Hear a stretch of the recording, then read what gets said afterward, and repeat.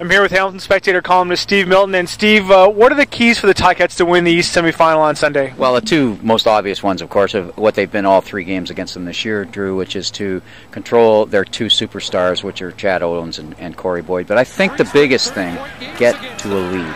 If you get to, say, a 10-point, two-score lead of some kind, 10 or 14-0, I'm not sure the Argos, they do have the wherewithal, but it's not automatic that they can catch up, because then you almost have to abandon the ground game for a little while till you catch up. And that's, when they really walloped them, that's really how they did it, by getting out to an early lead.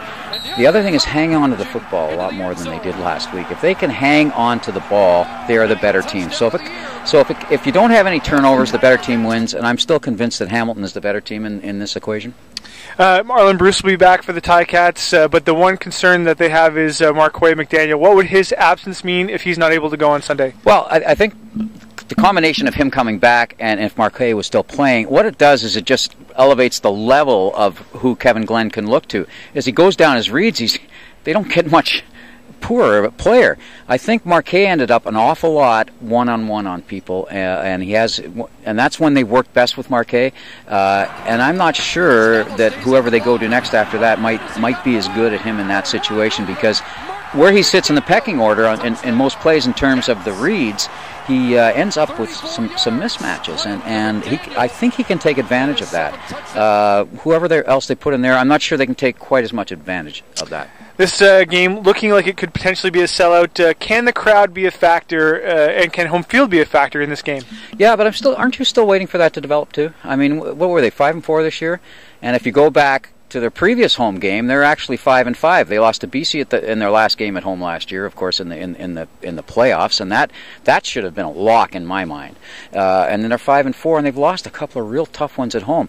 Now, a playoff crowd's a little bit different, but then again, I hearken back to last year, and they did lose that game. They did lose it in overtime, and if a home crowd's ever going to help you, it's in a playoff game in overtime. I think this is a pretty exciting club, even, I would say, more exciting than last year.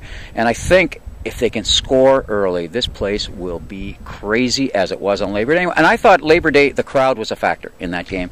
And if they can be that same kind of factor again, now there's difference about cooler weather. It goes into warm weather, but fans are... What they can't do, and what the Argos will try to do, what the Ticats can't let them do, is take this crowd out of the game early. Because I think...